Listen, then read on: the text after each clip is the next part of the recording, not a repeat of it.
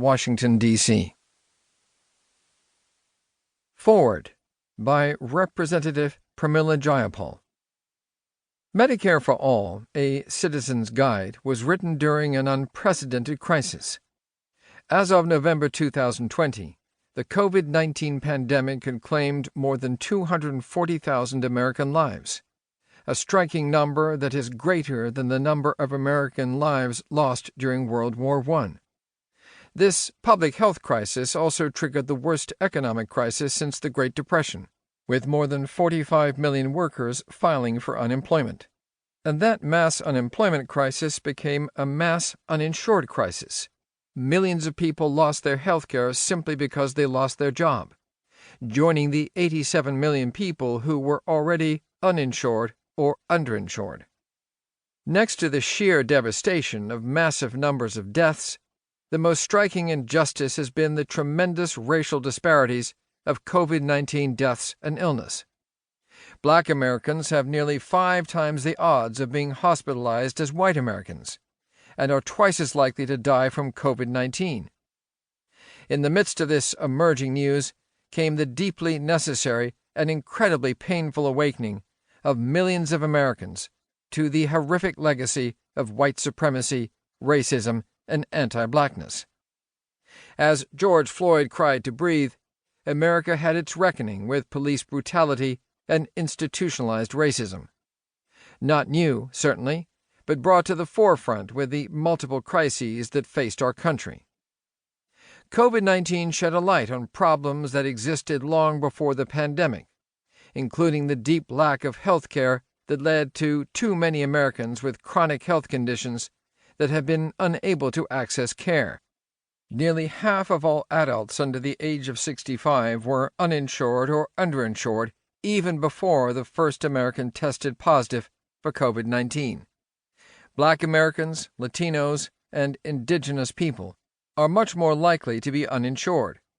For many of these individuals, COVID-19 threatened not only serious illness, but bankruptcy.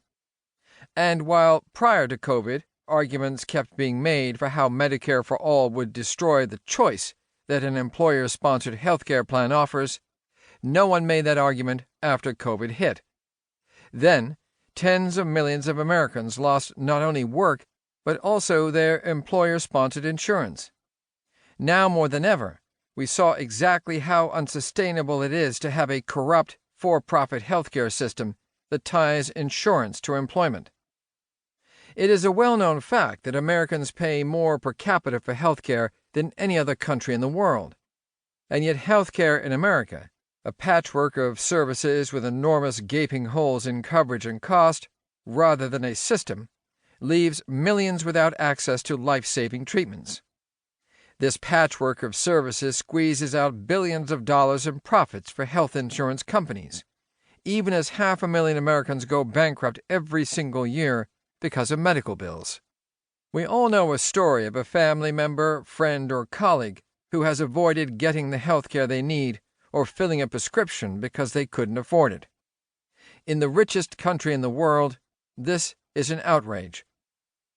But all is not lost. There is a solution that has been tested and works in major countries around the world to guarantee health care to every person without premiums, unaffordable out-of-pocket expenses, and exorbitant prescription drug costs.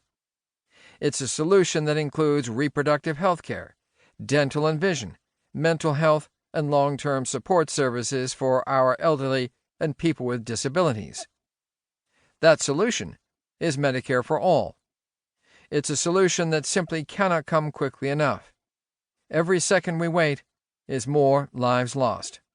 I am the proud lead sponsor of the Medicare for All Act of 2019, which would guarantee comprehensive health care to all U.S. residents.